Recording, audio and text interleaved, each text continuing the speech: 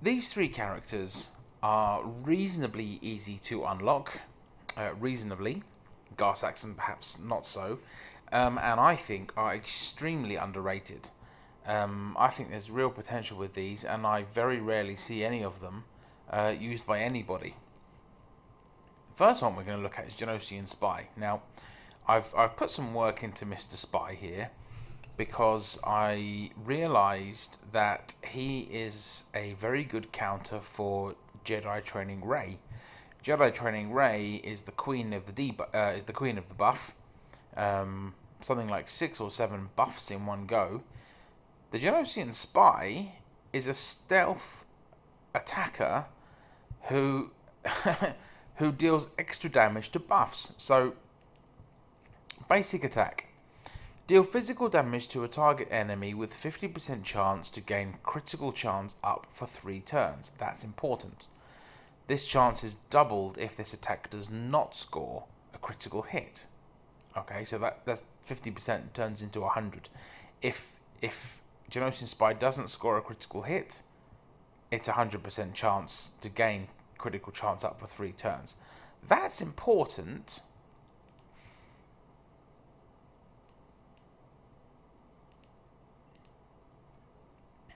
because of this. Genosian Spy gains stealth for 3 turns at the start of each encounter. So starts stealth, can't be hit. Well, it can if with an attack over area, I guess, but can't be targeted, let's say. And whenever he scores a critical hit, okay, so Genosian Spy is constantly stealthed. Constantly stealthed. If you mod the character for critical chance, the character is constantly under stealth. Whenever a Genosian ally inflicts a negative status effect, Genosian Spy gains 70% turn meter. So let's just disregard that element of it, and let's revel in the glory of a permanently stealthed character. But where this thing just really nails it is Silent Strike. Deal physical damage to a target enemy if they have a positive status effect. Dispel all status effects on Genosian Spy and the target, and deal 40% more damage for each effect dispelled. Okay, so otherwise blah blah blah doesn't matter. This attack can't be evaded. So what Genosian Spy does is Genosian Spy hits for 70, 80, 90,000 damage on characters that have a massive set of buffs. If you look at the Rebels, who at any one time can have 3 or 4 buffs, you look at the Resistance, who are 5, 6 or 7 buffs in some cases. If you take into account Baze Malbus and Chirrut Umwe, sorry, I keep saying Umri. Those guys have sometimes got 7 or 8 health buffs on them.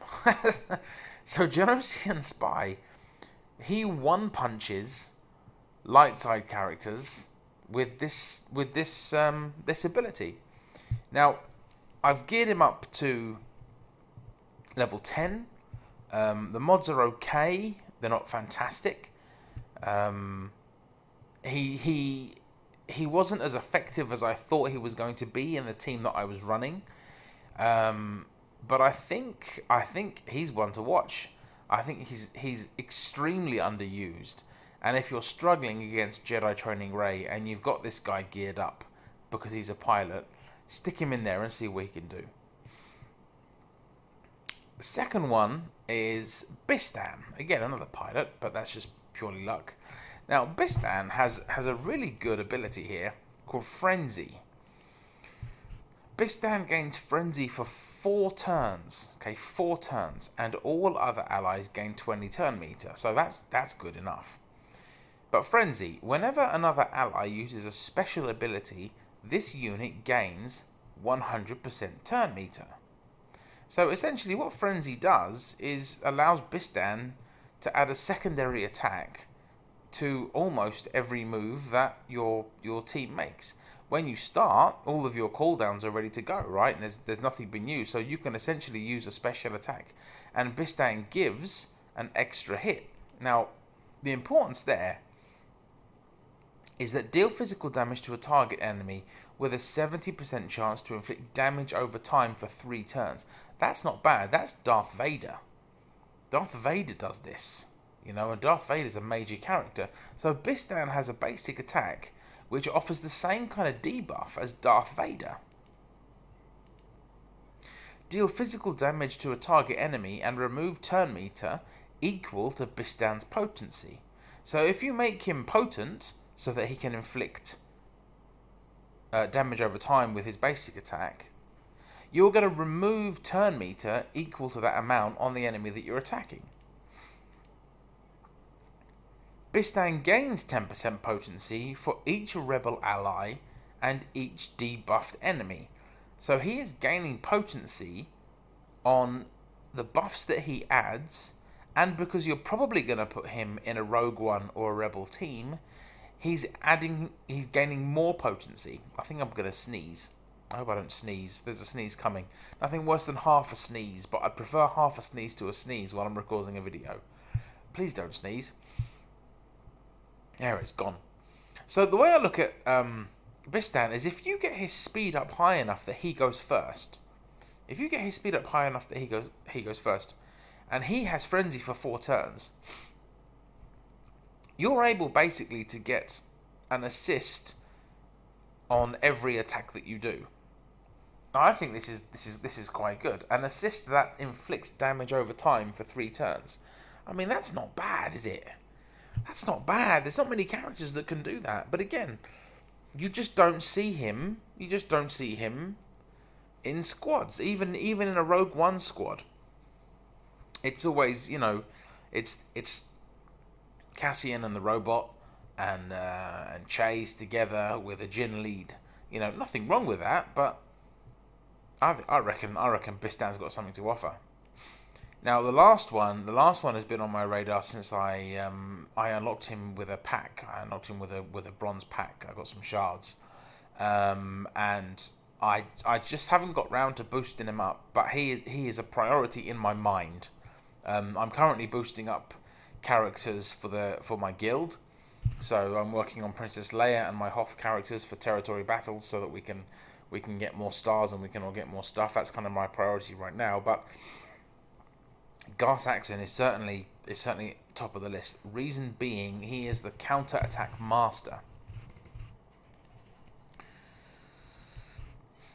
Deal physical damage to a target enemy with a 70% chance to inflict speed down for 2 turns. Right, that's pretty good.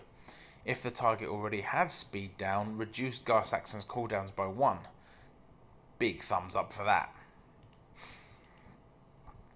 Deal physical damage to all enemies, dealing double damage to enemies with less than 50% turn meter, which is just amazing.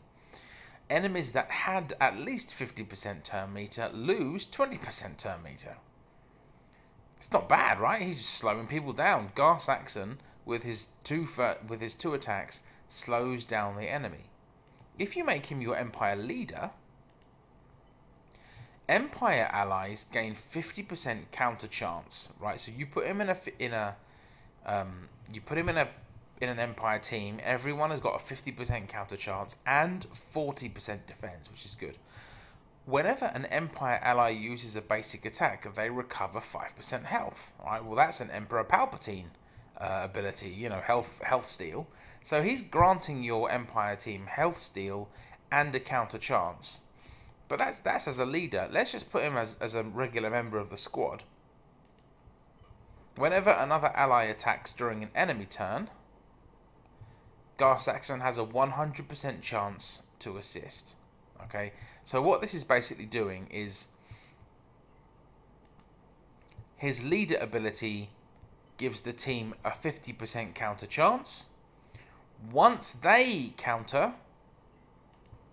he is 100% guaranteed to join them in that counter. So you get 2 players countering. Now it doesn't specify Empire here, by the way. So let's say that you've got Count Dooku, who is a 100% guaranteed counter. he's going to counter with. Let's say you've got the Rogue One robot, whose name I can't remember, K2 something or other, right? Who I thought was a fairly decent character in the movie. He's pretty much got 100% counter. Gar Saxon's going to join in. The Wampa has a decent counter chance. Gar Saxon's going to join in. So Gar Saxon is going to give a hell of a lot of extra attacks to your team, and he's going to take part in that attack. And I don't see him enough. I think we're a little too focused on Darth Vader and Emperor Palpatine. I mean, they are great players, but I think Gar Saxon has got a little bit more to offer, and I'm certainly going to be gearing him up. So these are three characters that I think aren't used enough. I don't know what the reasons are that they're not used. Perhaps people just kind of, follow the crowd and, always go for the meta teams. I like to mix it up myself and try things out. I'm certainly working on him at the moment. Paused for a little while. He's kind of dropped off, or it. I'm not sure if Bistan is what Bistan is, frankly. But Gar Saxon is certainly one I'm going to be looking at. If you know of any other little hidden gems, let me know. Put a comment in the bottom, because I'm going to investigate. I really like finding characters that offer something outside of what you often see, in arena teams.